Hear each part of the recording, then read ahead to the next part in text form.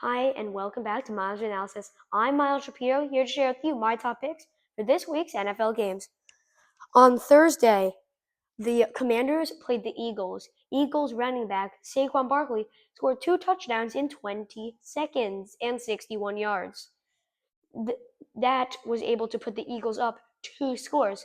Although the Commanders striked back late, they did not have enough to get one more touchdown and 2-point conversion. Also, Jaguars, who started out 0-4, are playing the Lions at 1 p.m. Jaguars, having starting off to had a start to a horrible season, but have since bounced back to 2-6. Also, then the Lions having a great season of 8-1.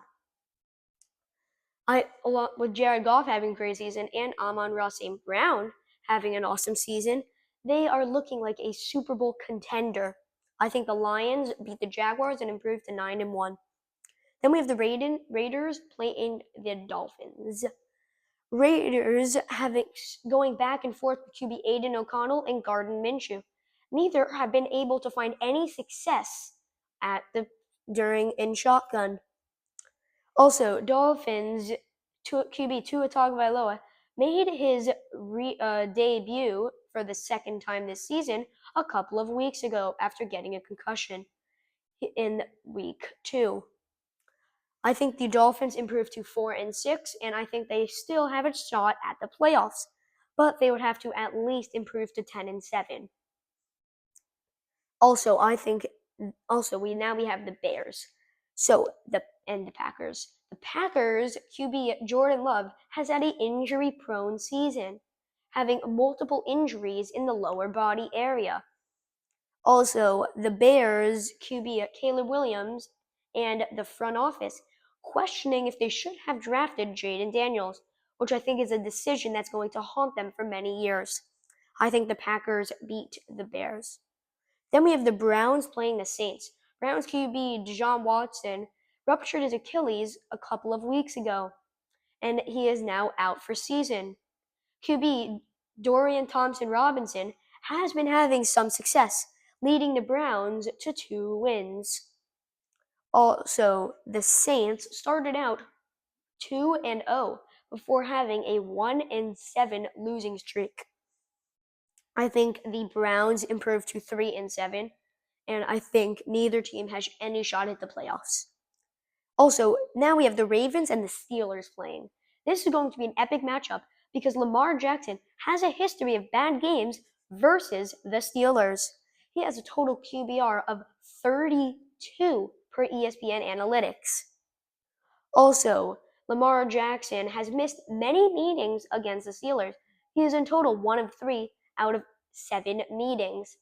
3 of them he missed due to injuries. I think the Ravens will beat the Steelers. Also, Sunday night, the Bengals are playing the Chargers. This is a game that I think will be a very good one. Justin Herbert and Joe Burrow coming in an epic showdown. Joe Burrow coming back from a hand injury and has led the Bengals to a 4-6 start compared to the Chargers, who are 6-3 under new coach Jim Harbaugh. I think the Chargers will sadly beat the Bengals and improve to 7-3. Then the Colts play the Jets. Colts QB Anthony Richardson will be starting this game. Colts have gone back and forth with QB Anthony Richardson and Joe Flacco. Also, the New York Jets QB Aaron Rodgers was quoted saying last week that he thinks he may play next season. I think the Colts will beat the Jets. Then the Vikings play the Titans. The Vikings QB Sam Darnold has been having an awesome season. After being the backup for a few years for many teams, he has now shown that he has planted a foot in Minnesota. I think he will be the QB for them for years to come. Also, Titans had traded away DeAndre Hopkins to the Chiefs earlier this season and have since not had any luck, as you can see, with their record. Then we have the Rams playing, and I think the Titans will get an upset victory over the Vikings. Then we have the Rams playing the Patriots. Rams losing last week and falling below 500 to the Dolphins. Puka Nakua had an awesome game, and it was his day. It was one of his only games this season, since he has been having Rams in general have been having an injury-prone season. Also, the Patriots not having any luck at the QB spot either, going back and forth with QB Drake May and Jacoby Brissett. Then at 4:05, the Falcons are playing the Broncos. Falcons QB Kirk Cousins coming back from a torn Achilles and has since been the fourth leading passer in the NFL in yards. Also, the Broncos QB Bo Nix has a shot at the Rookie of the Year, although he's still trailing behind number 1 Jaden Daniels and 2 Caleb Williams. I think the Falcons come out with a victory over the Broncos. Then we have the Seahawks playing the 49ers.